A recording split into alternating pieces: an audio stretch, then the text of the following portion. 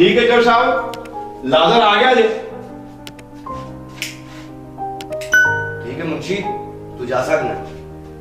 बह लाजर। ओ नहीं नहीं, इथे ना बह यार, इथे बह, मेरे कोल बह। सुना, कम शम ठीक ठाक है? खुदा खैर करे, चौधरी साहब अज बड़े प्यार ना बोल रहे ने।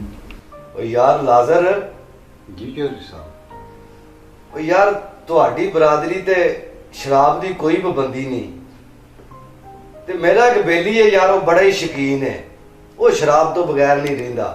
वो पैसा पूसा मैं लाना यार, ते परमिट बनवा लेने तेरे नां दा यार, ते वो बंदा मौज करता रहेगा।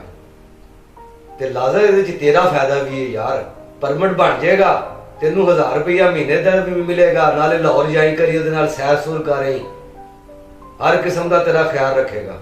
जनाब तुसी ठीक कह रहे हो, लेकिन शराब जिवें इस्लाम च हराम है, उस तरह साढ़े मजहब च भी हराम है। चौधरी साहब मैं यह काम नहीं कर सकता। ओ लाजर सारी दुनिया ही करन डई है, ओ तेरी सारी बरादरी शराब बेचन डई है, ते तेनू कल्ले नू शर्म आउन डई है। चौधरी साहब मैनू शर्म नहीं आती, मैनू खौफ आउंदा है। ओ साडे हुंदिया तेनू काहदा खौफ है लाजरा? सारे थाने साडियां वाकफीतां ने, ओ तेरे दुआले पुलिस नहीं आउन लगी, तू बेफिक्र होके काम कर। जनाब चौधरी साहब मैनू खौफ रब कोल आउंदा है। चौधरी साहब साढ़े कलामे मुकद्दस च वाज़िया लिखिया है कि ज़नाकार ते शराबी खुदा दी बादशाही च दाखिल नहीं हो सकता। ठीक है लाजर, जे तू एक काम तो बहुता ही खौफ हुंदा है, ते तू जाके फिर